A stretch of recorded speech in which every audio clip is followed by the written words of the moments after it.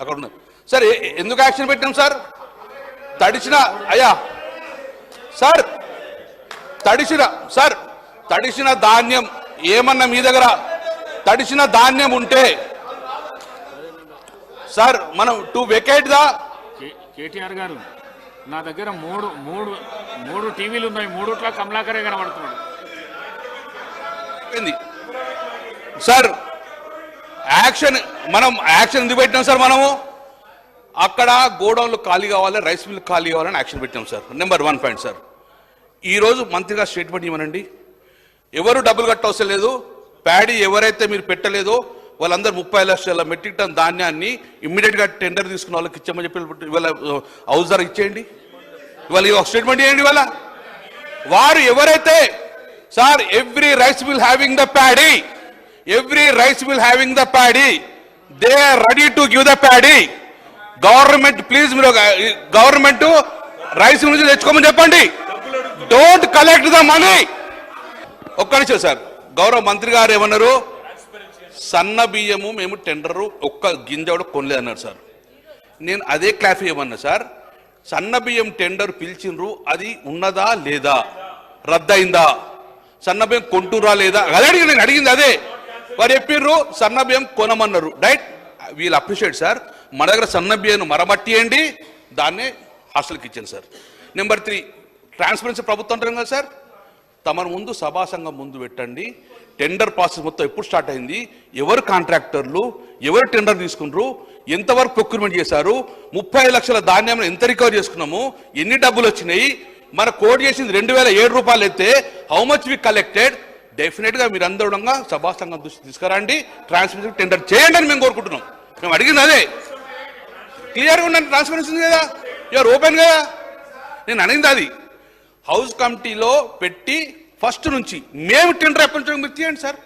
Sir వారు ఇంకొకరు అన్నారు మీరు అప్పనంగా మీరు రైస్ మిల్కి ఇచ్చిండ్రు సార్. సివిల్ సప్లై డిపార్ట్మెంటు ఇక్కడ ఉన్న కూడా ప్రతి జిల్లా కలెక్టర్ జేసీ గారు సార్ ప్రతి ఒక్కరు రైస్ మిల్కి అలాట్మెంట్ వాళ్ళే ఇస్తారు సార్. వాళ్ళు సిఫారసు చేస్తేనే బదిలిస్తాం సార్. నేను మొదలైపోయాం సార్. ఏ రైస్ మిల్ దగ్గర ప్యాడీ ఉన్నా కూడా మీరు కానీ మేము కానీ ముక్కు పిండి వసూలు చేసే బాధ్యత ప్రభుత్వం సార్. ఏ రైస్ మిల్ల దగ్గర 1 క్వింటాల్ ప్రభుత్వం యొక్క రైసు ప్యాడీ ఉన్నా కూడా ముక్కు పిండి వసూలు చేస్తాం, 6 వ్యక్తులను జైలు పంపే ప్రయత్నం డెఫినెట్ చేయాలి sir. That is government of Telangana property. Yes, we have to appreciate. దాని మీద అవు చేయండి సార్. ఎన్ని రైస్ మిల్ దగ్గర ఎంత రైస్ ఉంది, ఎంత ప్యాడీ ఉంది, ఎంత రికవర్ చేసినాం, ఎన్ని కేసులు పెట్టినాం, డెఫినెట్ హౌస్ కమిటీ సార్. మన ప్రతి గింజ కలెక్ట్ చేసుకుందాం. తెలంగాణ ప్రభుత్వం యొక్క ప్రతి గింజ కలెక్ట్ చేసుకుందాం సార్. మేము డెఫినెట్గా మేము వస్తాం సార్. కానీ వాళ్ళ ప్యాడీ మొత్తం కలెక్ట్ చేయండి. Why are collecting the money from them? 35 lakhs metric ton ధాన్యంలో ఎంత ప్యాడీ వచ్చింది మనకు? We have to collect the paddy only. They have a sir వాళ్ళు ప్యాడీ ఇవ్వాలి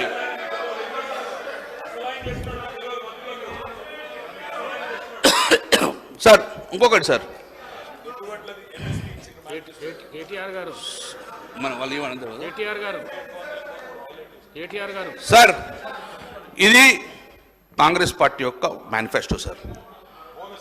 వరి ధాన్యం బోనస్ 2183 బదులు 2683 ఇస్తామని చెప్పారు సార్. దొడ్డు వాట్లకు 500 బెనిఫిషియల్ సార్. సన్న బియ్యం అనలే, దొడ్డు బియ్యం సార్.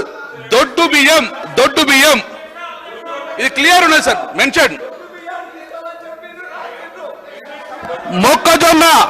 మొక్కజొన్న కాంగ్రెస్ పార్టీ వాగ్దానం 500 బెనిఫిషియల్ సార్.